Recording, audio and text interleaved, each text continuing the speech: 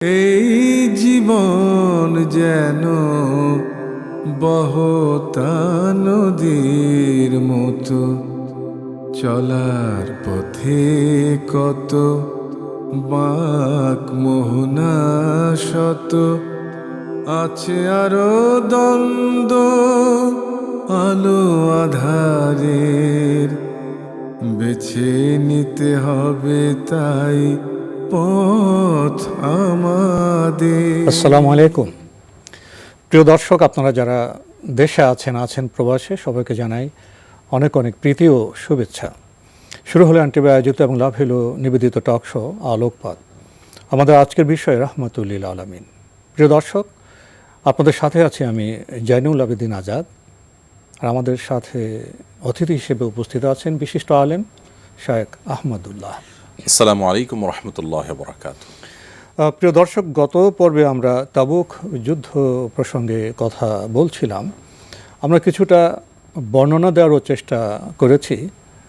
তো যুদ্ধের শেষ পর্যায়ে কি হলো, কি ঘটলো, সেসব বিষয়ে আমরা জানার চেষ্টা করব শায়েখ আহমদুল্লাহ আপনার কাছ থেকে। ধন্যবাদ আপনাকে। আমরা বিগত পর্বে যুদ্ধের যে সর্বশেষ এবং চূড়ান্ত পর্যায়, সে পর্যায় পর্যন্ত গিয়ে থেমেছিলাম। অর্থাৎ সকল প্রতিকূলতা, সকল বাধা, সকল বিপত্তি পেরিয়ে নবী করিম সাল্লাল্লাহু আলাইহি ওয়াসাল্লাম এবং তার সাহাবীগণ তাওয়াক্কুল, তাকওয়া এবং নবী করিম সাল্লাল্লাহু আলাইহি ওয়াসাল্লামের আনুগত্যের সর্বোচ্চ পরাকাষ্ঠা প্রদর্শন করে তারা কিন্তু তাবুক পর্যন্ত পৌঁছে গিয়েছিলেন। এবং সেখানে যে মরু হাওয়া, ঝড়ো হাওয়া বওয়ার কথা ছিল, নবী সাল্লাল্লাহু আলাইহি ওয়াসাল্লাম ভবিষ্যদ্বাণী করেছিলেন, সেটারও তারা মোকাবেলা করলেন। অর্থাৎ তারা সব কিছু শেষ করে শুধুমাত্র শত্রুর সাথে মোকাবেলার জন্য প্রস্তুত হচ্ছিলেন। আর এরই মধ্যে আল্লাহ রাব্বুল আলামিন শত্রুদের অন্তরে, অর্থাৎ রোমান সাম্রাজ্যের যে সৈনিকরা ছিল, 40,000 বিশাল বাহিনী প্রস্তুত করা ছিল, তাদের অন্তরে আল্লাহ রাব্বুল আলামিন রব প্রবেশ করালেন, অর্থাৎ ত্রাস এবং ভয়ের সৃষ্টি করে দিলেন।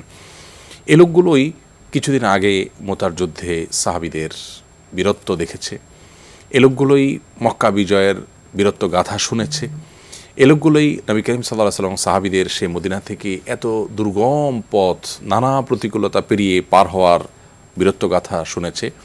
এসব কিছু শোনার পর তারা মানসিকভাবে বেশ সন্ত্রস্ত হয়ে পড়েছে। তারা নবী করিম সাল্লাল্লাহু আলাইহি ওয়াসাল্লামের এই বাহিনীর মোকাবেলা করা, এটাকে তারা আত্মহত্যা মনে করলো। অর্থাৎ তাদের সামনে যাওয়ার মতো সাহস পর্যন্ত আর হলো না। ফলে সেই 40,000 বিশাল বাহিনী তারা ছত্রভঙ্গ হয়ে গেল।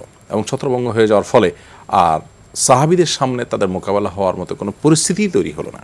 অর্থাৎ কোনো প্রকার শত্রুদের মোকাবেলা করা ছাড়া, মুখোমুখি হওয়া ছাড়া এবং রক্তপাত ছাড়া, কোনো প্রকার হত্যা ছাড়া বা কোনো প্রকার যুদ্ধ ছাড়া, সংঘাত ছাড়া, একরকম বলতে গেলে আল্লাহ রাব্বুল আলামিন মুহাম্মদ সাল্লাল্লাহু আলাইহি ওয়াসাল্লামকে এবং সাহাবীদেরকে বিজয় দান করলেন। এটা কি আমরা বলতে পারি এটা অন্যরকম যুদ্ধ? অন্যরকম যুদ্ধ। এবং যুদ্ধের মূল শক্তি ছিল নৈতিক শক্তি, আধ্যাত্মিক শক্তি। যেমনটি আমরা গত পর্বের শেষের দিকে বলছিলাম যে একদিকে ছিল বস্তুগত সকল শক্তি, তাদের হাতে ছিল উপায় উপকরণ ছিল। এই বস্তুগত উপায় উপকরণ এবং বস্তুগত শক্তি, এটার মোকাবেলা সাহাবা ইকরামের কাছে বস্তুগত শক্তি ছিল খুবই কম, কিন্তু তাদের মধ্যে আত্মিক শক্তি বেশি, ইমানি শক্তি ছিল বেশি। এই ইমানি শক্তির সাথে বস্তুগত শক্তির যখন মোকাবেলা হলো, আল্লাহ রাব্বুল আলামিন ইমানি শক্তিকে বিজয় দান করলেন। এখানে শুধু ইমানি শক্তিই ছিল এবং তার উপরে তারা বসেছিলেন তা কিন্তু নয়, তাদের বস্তুগত শক্তি যা ছিল তা নিয়ে তারা এসেছেন। এখানে গুরুত্বপূর্ণ একটা বিষয়, অবলম্বন যা ছিল ওগুলো নিয়েছেন, তখনকার যুগের অবলম্বনের যা ছিল তা নিয়ে এসেছেন। সংখ্যায় হয়তো তাদের স্বল্পতা ছিল, কিন্তু যা যা নেওয়ার মতো ছিল সবকিছু বস্তুগত আয়োজনও ছিল। তারা শুধুমাত্র আল্লাহ আমাদেরকে বিজয় এনে দিবেন, আল্লাহ আমাদেরকে জয়ী করবেন, আল্লাহ আমাদেরকে সাফল্য দিবেন, সে আশায় তারা হাত পা গুটিয়ে মদিনায় বসে থাকতে পারত। তারা দোয়া করেছেন, তা করেননি, সাথে উপকরণ নিয়েছেন। তারা দোয়া করেছেন, দাওয়াই যতটুকু সম্ভব ততটুকু সাথে নিয়েছেন, মদিনা থেকে পর্যন্ত পাড়ি দিয়ে এসেছেন, এরপর আল্লাহর উপর তাওয়াক্কুল করেছেন। আর তাওয়াক্কুলের কনসেপ্টটাই কিন্তু এরকম যে আকালহা ওয়া তাওয়াক্কাল আলাল্লাহ। এক সাহাবী নবী করিম সাল্লাল্লাহু আলাইহি ওয়াসাল্লামের কাছে মসজিদে নববীতে এসেছেন তার বাহন নিয়ে, ঘোড়া বা উট নিয়ে। এরপর বলেন, ইয়া রাসূলুল্লাহ, আমার বাহনটা বাহিরে আছে, এটা কি আমি বাঁধতে হবে? যেহেতু আল্লাহ নবীর কাছে এসেছি, আল্লাহই তো সব কিছু দেখেন, আল্লাহ তো নিশ্চয়ই এটাকে দেখবেন এবং এটা হারিয়ে যাবে না, কোথাও চলে যাবে না। তখন নবী সাল্লাল্লাহু আলাইহি ওয়াসাল্লাম তাকে বললেন, আকালহা ওয়া তাওয়াক্কাল আলাল্লাহ, তুমি ওটের রশিটাকে বাঁধো, বাঁধার পর তুমি আল্লাহর উপর ছেড়ে দাও, কারণ তুমি তোমার কাজটুকু করো, এরপরে আল্লাহ তাআলার উপরে পরিপূর্ণ ছেড়ে দাও। অর্থাৎ আমার যতটুকু করা ততটুকু আমি করলাম, এরপর এই ঘোড়া থাকবে না ছুটে চলে যাবে, এটা আমি আল্লাহর উপর ছেড়ে দিলাম। এটাই হলো তাওয়াক্কুল। সাহাবা ইকরাম সেটা কিন্তু করেছেন। আজকাল আমরা দেখি প্রান্তিকতা, মুসলমানদের মধ্যে, আমাদের মধ্যে প্রান্তিকতা। আমরা অনেকে আছি বস্তুবাদের দ্বারা এত বেশি প্রভাবিত যে আমরা যে আমাদের যে আত্মিক শক্তি, আমাদের যে আধ্যাত্মিক শক্তি, এবং আমাদের যে ইমানি শক্তি, দোয়ার যে পাওয়ার, এর যে গুরুত্ব এবং আমাদের আসল শক্তির জায়গাটাই যে আল্লাহ তাআলার নসরত এবং সাহায্য, সেটা আমরা বেমালুম ভুলে যাই এবং আমরা শুধুমাত্র যোগ বিয়োগ করতে থাকি। আমার কি আছে, আমার প্রতি বিদ্বেষ পোষণকারী আল্লাহর দ্বীনের দুশমন যারা, তাদের কাছে কি আছে, শুধুমাত্র আমরা এই বস্তুগত যোগ বিয়োগটাতে ব্যস্ত থাকি। আমাদের যে একটা ভেতরগত অন্তর্নিহিত মূল শক্তি আছে, সেটা আমরা অনেক মুসলমান ভুলে যাই। এটা হলো একটা দিক। আরেকটা দিক হলো, অনেকে আছে আমরা হাত পা গুটিয়ে শুধুমাত্র আল্লাহ সাহায্য করে সব পাঠিয়ে দিবেন, আমাদের যে কিছু করার আছে, আমাদের যে কিছু প্রস্তুতির ব্যাপার আছে, সেটা আমরা একেবারে আমাদের আকলের যে ব্যবহার করতে হবে সেটা আমরা ভুলে যাই। তো এই জন্য আমাদের সমন্বয় করতে হবে। সাহাবা ইকরাম কিন্তু সেই সমন্বয় করেছেন, তাদের সাধ্যের সবটুকু তারা ব্যয় করেছেন, বাকি পুরো বিষয়টাকে আল্লাহ তাআলার উপর ন্যস্ত করেছেন। আল্লাহ তাআলার সাহায্য কিন্তু এসেছে এবং ছত্রভঙ্গ হয়ে গেছে। এত বিশাল আয়োজন, এত বিশাল প্রস্তুতি, আবু বকর রাদিয়াল্লাহু তাআলার সকল সম্পদ দান, ওমর রাদিয়াল্লাহু তাআলার অর্ধেক সম্পদ দান, ওসমান রাদিয়াল্লাহু তাআলার এত বিপুল পরিমাণ সম্পদ দফায় দফায় এনে ফেলা, মহিলাদের তাদের আংটি, বিভিন্ন রকমের স্বর্ণের গহনা ইত্যাদি খুলে দেওয়া, এই প্রতিকূল পরিস্থিতি মোকাবেলা করে সর্বশক্তি নিয়ে 30,000 বাহিনী নিয়ে ইতিপূর্বে মুসলমানরা কখনো কোনো অভিযোগ এত প্রস্তুতির পরে, এত ত্যাগের পর যুদ্ধ তো হলো না, কোনো যুদ্ধ নেই, কোনো সংঘাত নেই। বিশ্লেষণের প্রয়োজন আছে। অবশ্যই এত বিশাল আয়োজন, এত কষ্ট, এত আতঙ্ক, দিনের পর দিন এ নিয়ে ভাবনা, ভারাক্রান্ত, এরপর যুদ্ধ তো হলো না। তাহলে এই সব কিছু, সেই যে আয়োজন, সেই যে নারীদের অলংকার দেওয়া, আবু বকর রাদিয়াল্লাহু আনহুর সম্পদ দেওয়া, ওমর রাদিয়াল্লাহু আনহুর সম্পদ দেওয়া, এগুলো কি অনর্থ ছিল? মোটেই না। বরং প্রত্যেকে পরতে কি সে পরীক্ষার বিষয়গুলো জড়িত ছিল? বরং আল্লাহ রাব্বুল আলামিন যা চেয়েছেন তা হয়ে গেছে। কি বাছাই করা হয়ে গেছে। বাছাই হয়ে গেল মুনাফিক কারা, সাচ্চা মুসলমান কারা, কারা কি অবদান রাখতে পারে, কারা সম্পদ উত্তীর্ণ হয়েছে, যারা আত্মত্যাগে, যারা জান দেওয়ার প্রতিযোগিতায়, অর্থাৎ সার্বিক পরীক্ষা, যে ফসল, সে ফসলের লোভ যারা ত্যাগ করতে পারলো, সব আল্লাহ তাআলা কিন্তু পরীক্ষা হয়ে গেল। কোরআনে কারিমে এই বিষয়গুলোকে বিভিন্নভাবে কিন্তু আল্লাহ তাআলা বলেছেন যে আল্লাহ তাআলা তোমাদের কোনো কষ্ট দিতে চান না। আল্লাহ তাআলা চান না মা জাআলা আলাইকুম ফিদ-দীনি মিন হারাজ ইউরিদুল্লাহু বিকুমুল ইউসরা ওয়া লা ইউরিদু বিকুমুল উসরা। আল্লাহ তোমাদের জন্য কঠিন করতে চান না, আল্লাহ তাআলা শুধুমাত্র পরখ করতে চান, তোমাদেরকে পরীক্ষা নিতে চান। জি, আল্লাহ তাআলা বলেছেন যে আল্লাযী খালাকাল মাউতা ওয়াল হায়াতা লিয়াবলুয়াকুম। আল্লাহ জীবন মরণ দিয়েছেন, তোমাদের পরখ করবেন, পরীক্ষা করবেন। আল্লাহ জানেন সবকিছু। পরীক্ষা না করলে আপনার ফলাফল কিভাবে দিবেন? কে বেহেশতে যাবে, কে দোজখে যাবে, কে বেহেশতে কোন পর্যায়ে যাবে? জি, তো এই বিষয়গুলো প্রমাণ করার জন্য আল্লাহ তাআলা করেছেন পরীক্ষা। সাহাবীরা উত্তীর্ণ হয়েছেন। এবং মজার বিষয় হলো, আমাদের জীবনে, আমাদের সামগ্রিক জীবনেও কিন্তু বেশিরভাগ ক্ষেত্রে আপনি দেখবেন যে আল্লাহ তাআলা পরীক্ষা নিয়েছেন। শেষ পর্যন্ত আমরা যে আশঙ্কা করি, যে ভয়, যে আমাদের বাস্তবে থাকে, বাস্তবে আসলে কিছুই হয় না। আল্লাহ তাআলা মাঝে থেকে আমাদের সবর দেখেন, আমাদের দৃঢ়তা দেখেন, আমাদের বাছাই করেন, আমাদের তাওয়াক্কুল দেখেন, আমাদের তাকওয়া দেখেন, আমাদের আল্লাহর প্রতি আমাদের আস্থার বিষয়টা দেখেন, আমাদের বস্তুগত প্রস্তুতি, আকলের ব্যবহার দেখেন, মেধার ব্যবহার দেখেন, সেটা আল্লাহ তাআলা দেখেন। এগুলো হয়ে গেলে দেখা যায় যে মূল জিনিসটা কিছুই থাকে না। এবং সাহাবা কিরামের ক্ষেত্রে তাই হয়েছে। তাবুক যুদ্ধের মতো এত বড় যুদ্ধ, যেভাবে প্রস্তুতি, একটা সম্রাটের বিরুদ্ধে, একটা সাম্রাজ্যের বিরুদ্ধে, একটা পরাশক্তির বিরুদ্ধে যুদ্ধ, এটার প্রস্তুতির বিবরণ শোনার পর মনে হচ্ছিল যে বোধহয় এখানে ঘটবে, বড় একটা ম্যাসাকার হয়ে যাবে। আসলে কিছুই হলো না। সাহাবীদের থেকে আল্লাহ তাআলা যা পরীক্ষা করার, পরখ করার, প্রমাণ করবার, কেন আল্লাহ তাআলা হুয়াজিতাবাকুম বলেছেন, এবং অমুক বাহিনীর পরীক্ষা হয়ে গেল, তোমাদেরকে নির্বাচন করেছেন, সেটা হয়ে গেল। এবং তাদের যে বস্তুগত শক্তিটা যে মানুষকে কতদূর নিতে পারে, অন্তঃসার শূন্য, সেটা কিন্তু পরীক্ষা প্রমাণ হয়ে গেল। তো সেই বিষয়গুলো প্রমাণিত হওয়ার মাধ্যমে এই তাবুক যুদ্ধের পরিসমাপ্তি হলো। নবী করিম সাল্লাল্লাহু আলাইহি ওয়াসাল্লাম এরপর দেখলেন যে এটা তো এখানে থামলে নয়, বরং আমাদেরকে আরও অগ্রসর হতে হবে। তিনি ওখানে চলে গেলেন, একটা অভিযান করলাম, একেবারে কোনো কাজ করা ছাড়া চলে যাব। তিনি আশেপাশের বিভিন্ন ছোটো ছোটো যে শক্তিগুলো আছে তাদের কাছে বার্তা প্রেরণ করতে লাগলেন। যে ইতিমধ্যে বার্তা প্রেরিত হয়ে গেছে, সবার কাছে বার্তা চলে গেছে যে মুসলমানরা কি, মুহাম্মদ সাল্লাল্লাহু আলাইহি ওয়াসাল্লাম এবং তার সাথে থাকা সাহাবীরা যে অপরাজেয়, তাদেরকে যে পরাজিত করা, তাদেরকে যে হারানো সম্ভব নয়, সেটা মক্কার মানুষরা যেমন বুঝেছে, রোমান সাম্রাজ্যের দুইবার মোকাবেলার পর সাহাবীদের কাছে, মুসলমানদের কাছে তো বটেই, অমুসলিমদের কাছে, বিভিন্ন শক্তি পরাশক্তিগুলোর কাছে দিনের আলোর মতো পরিষ্কার হয়ে গেল। অর্থাৎ এরপর আর পৃথিবীতে কোনো সংশয় প্রকাশ করা অমুসলিমও ছিল না যে মুহাম্মদ সাল্লাল্লাহু আলাইহি ওয়াসাল্লাম অপরাজেয় এবং তার সাথে থাকা সাহাবীরা অপরাজেয়, তাদেরকে কোনোদিন হারানো সম্ভব না। নতুন সভ্যতার বার্তা চারিদিকে ছড়িয়ে গেল। এবং এই যে নতুন শক্তির উত্থান, নতুন সভ্যতার যে আপনার আগমন, এটি সবাই জানার পর দলে দলে মানুষের অন্তরে ইসলামের প্রতি আনুগত্য ঘোষণা দিয়ে হোক, বলে হোক না বলে হোক মানুষের মধ্যে চলে আসলো। এরই মধ্যে আইলার এলাকার যে রাজা ছিলেন তার কাছে নবী করিম সাল্লাল্লাহু আলাইহি সাল্লাম এর বার্তা গেল। তিনি আসলেন, নবী সাল্লাল্লাহু আলাইহি সাল্লামের সাথে সন্ধি চুক্তিতে আবদ্ধ হলেন যে আমি শান্তিতে নিরাপত্তায় থাকতে চাই, আপনার নিরাপত্তায় থাকতে চাই। নবী সাল্লাল্লাহু আলাইহি সাল্লাম তার জন্য নিরাপত্তার ঘোষণা দিলেন এবং নিরাপত্তার বিনিময়ে, যেহেতু তাকে নিরাপত্তা দেওয়া হবে, তার বিনিময়ে তার কাছ থেকে নবী সাল্লাল্লাহু আলাইহি সাল্লাম বাৎসরিক হারে কিছু প্রদেয় নির্ধারণ করে তার নিরাপত্তা নিশ্চিত করলেন। এরপর পাশেই ছিল ওকাইদের দুমাতুল জান্দালের নেতা, তার কাছে পাঠালো নবী করিম সাল্লাল্লাহু আলাইহি সাল্লাম খালিদ বিন ওয়ালিদ রাদিয়াল্লাহু তাআলা আনহুকে 420 জন অশ্বারোহী দিয়ে, 420 জন অশ্বারোহী নিয়ে সেখানে তারা গেলেন। যাওয়ার পর নবী করিম সাল্লাল্লাহু আলাইহি ওয়াসাল্লাম অবশ্যই তাকে আগেই তাকে ভবিষ্যদ্বাণী করেছিলেন, তুমি তাকে গরু এবং এই জাতীয় পশুর আশেপাশে পাবে, অর্থাৎ তার আশেপাশে এরকম গরু দেখতে পাবে।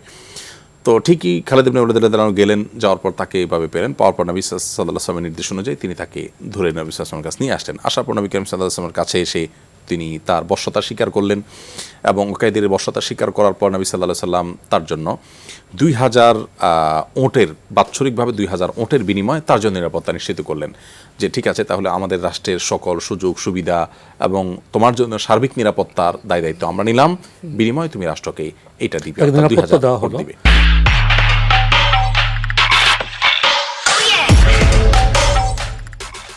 তো নবী করিম সাল্লাল্লাহু আলাইহি ওয়াসাল্লাম যে আসলে সংঘাত চান না, তিনি যে শান্তি চান এবং তিনি যে নিরাপত্তা চান, এই বিষয়টি কিন্তু আমরা দেখেছি বিভিন্ন সময় কোনো শক্তি যখন নবী সাল্লাল্লাহু আলাইহি ওয়াসাল্লামের কাছে এসে নিরাপত্তা চেয়েছে, সন্ধির প্রস্তাব দিয়েছে, শান্তির প্রস্তাব দিয়েছে, নবী সাল্লাল্লাহু আলাইহি ওয়াসাল্লাম কিন্তু তাদের সাথে শান্তি চুক্তি করেছেন। একটি জায়গায় এরকম দেখা যায় না যে কেউ শান্তি প্রস্তাব দিয়েছে নবী করিম সাল্লাল্লাহু আলাইহি ওয়াসাল্লাম বা তার সাথে থাকা সাহাবীরা ঔদ্ধত্য দেখিয়েছেন আলিয়াজ বিল্লাহ, এরকম কখনো দেখা যায়নি যে তাদের এত বিশাল বিজয়ের পর তারা কেন আরেকজনের সাথে চুক্তিতে আবদ্ধ হতে যাবেন, কোনো প্রয়োজন ছিল না। তো তাদেরকে উড়িয়ে দেওয়া সম্ভব ছিল, 30,000-এর বিশাল বাহিনীর সাথে আছে এবং সম্পূর্ণ উদ্যম সহকারে আছে, কোনো যুদ্ধ হয়নি, সংঘাত হয়নি, পূর্ণ প্রস্তুতি এবং শক্তি নিয়ে আছে।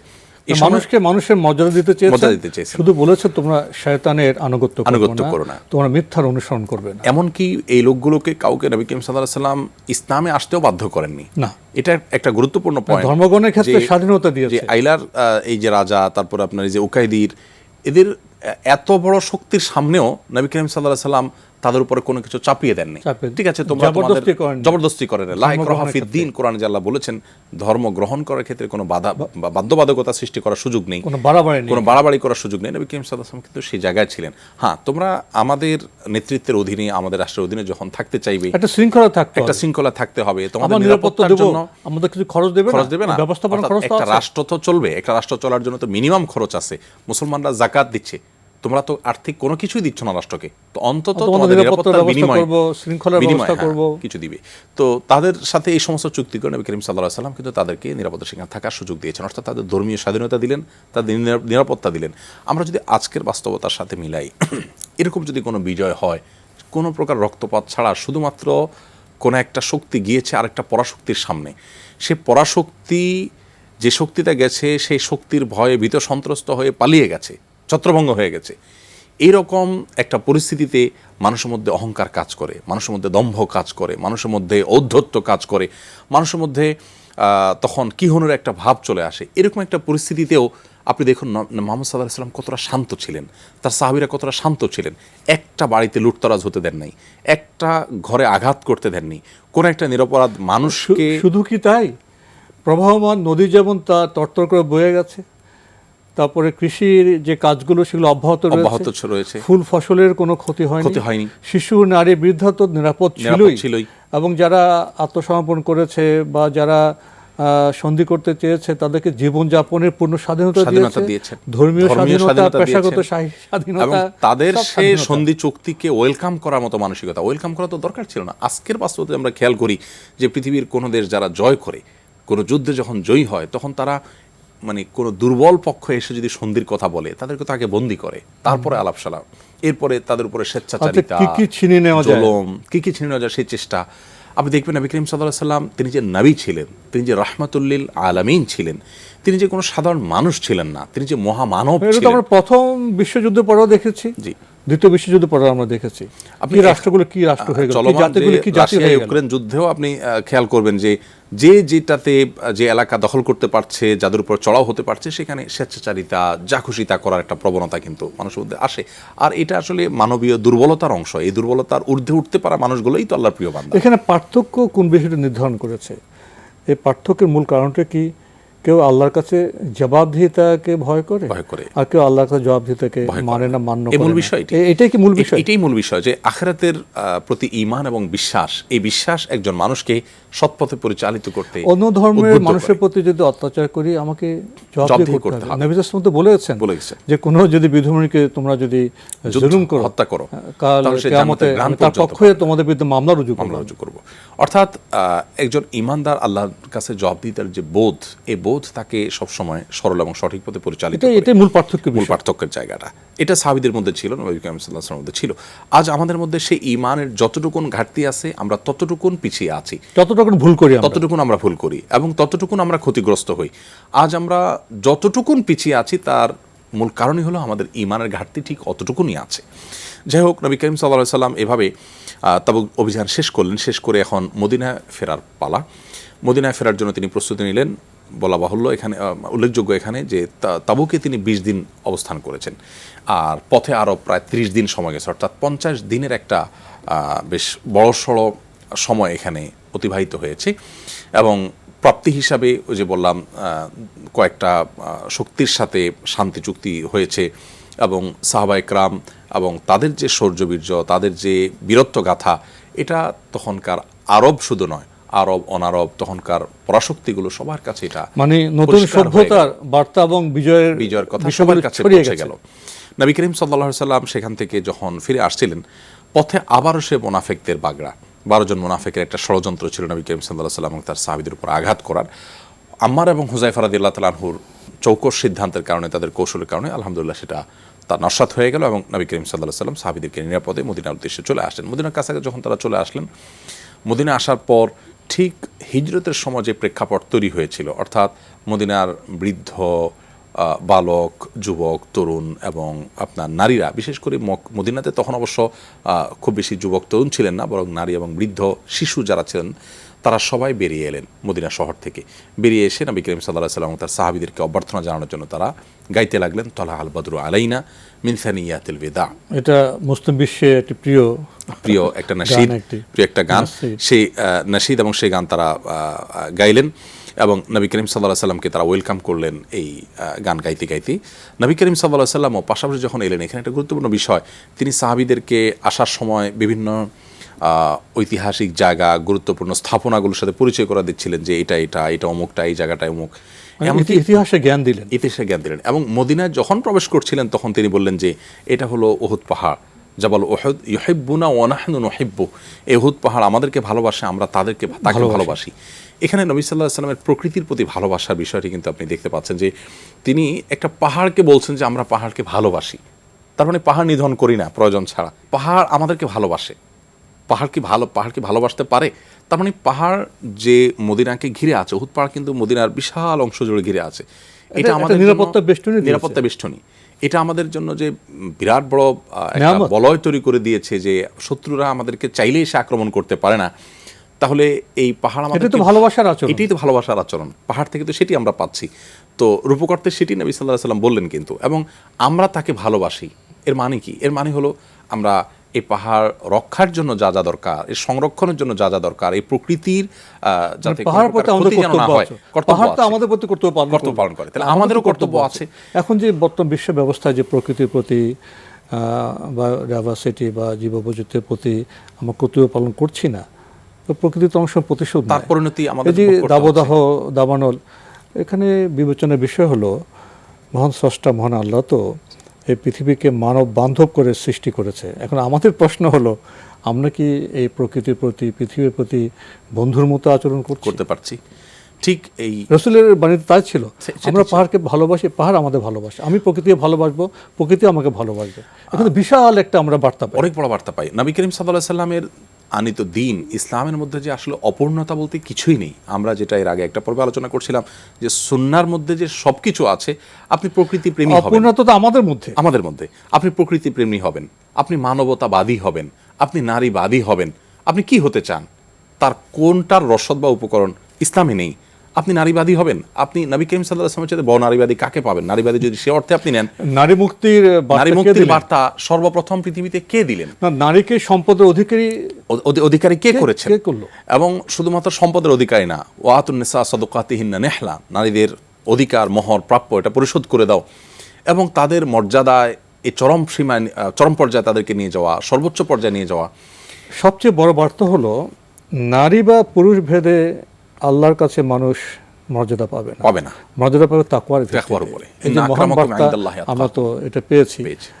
এ বিষয়ে অনেক কথা বলা যায়, কথা শোনারও প্রয়োজন আছে, আজকে নয়, অন্য কোনো সময়, অন্য কোনো দিনে। আজকে এখানে শেষ করতে হচ্ছে। শেখ আহমদুল্লাহ, আপনি আমাদের চমৎকার বার্তা উপহার দিয়েছেন। এই তাবুক যুদ্ধের যে কাহিনীগুলো আপনি স্মরণে রেখেছেন, আমাদের উপহার দিচ্ছেন, এই জন্য আপনাকে অনেক ধন্যবাদ। আল্লাহ আপনাকে উত্তম যা দিন। জাযাকুমুল্লাহ খায়রা।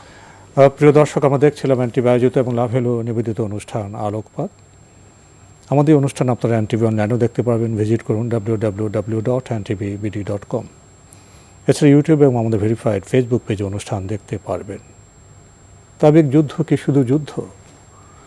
যুদ্ধের পরতে রয়েছে মুমিনের পরীক্ষার বিষয়, নৈতিক শক্তি, অলৌকিক শক্তি, বস্তুগত শক্তি।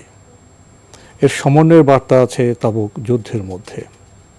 আসুন, প্রকৃতির প্রতি যে ভালোবাসা, সে বার্তা আমরা এই যুদ্ধের পরিসরে দেখতে পাই।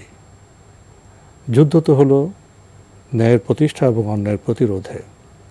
আসলে মানব জীবনের যে অব্যাহত সংগ্রাম, সেটা ন্যায়ের প্রতিষ্ঠা এবং অন্যায়ের প্রতিরোধের জন্য। তাই ইতিহাস বলে ন্যায় এবং অন্যায়ের দ্বন্দ্বটি হলো মৌলিক এবং চিরন্তন। প্রশ্ন হলো আমরা কোন পক্ষ অবলম্বন করব? প্রিয় দর্শক, মহান আল্লাহ আমাদের সবাইকে নিরাপদে রাখুন শান্তিতে।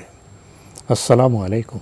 চলার পথে কত বাঁক মোহনা শত, আছে আরো দ্বন্দ্ব আলো আধারের, বেছে নিতে হবে তাই পথ আমাদের।